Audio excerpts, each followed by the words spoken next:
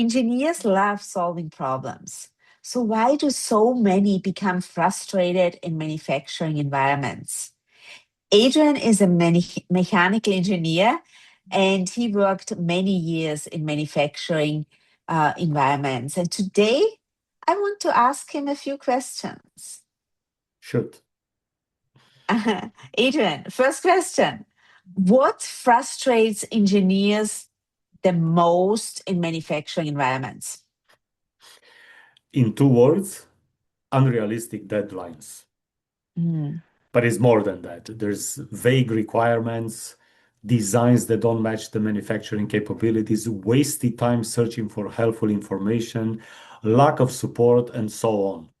All these create a great deal of frustration. mm. Do you feel that engineers feel really hurt?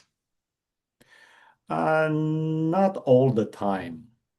Mhm, If you're an engineering manager, strive to listen to the concerns that your engineers bring to the table because they mm, truly want to add value, and not taking into consideration what they have to say will lead to disengagement.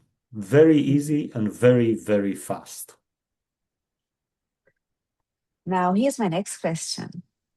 What is one thing leaders do that unintentionally maybe drives engineers crazy? Well, there are quite a few, but if I was to pick one, it would be constant requests for updates before the engineer had a chance to make any progress whatsoever. Mm, Engineers love working on their projects without being interrupted. mhm. Don't drive them crazy. Allow them to use their brain and to bring their best to the table. This is really great input here.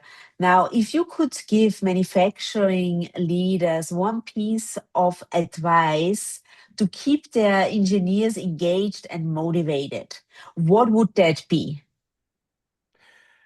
I believe the most important thing is to listen to what they have to say with the intent Mm, of understanding truly why they are bringing that to the table. Because mhm, nothing is being said for the sake of being said. There are valid reasons behind that, and not listening is never a good idea. mm. Awesome. Now, if this message resonated with you, subscribe to our channel.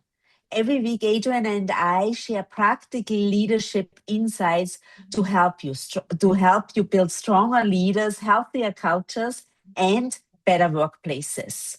Until then, be happy, be healthy, and be at your best.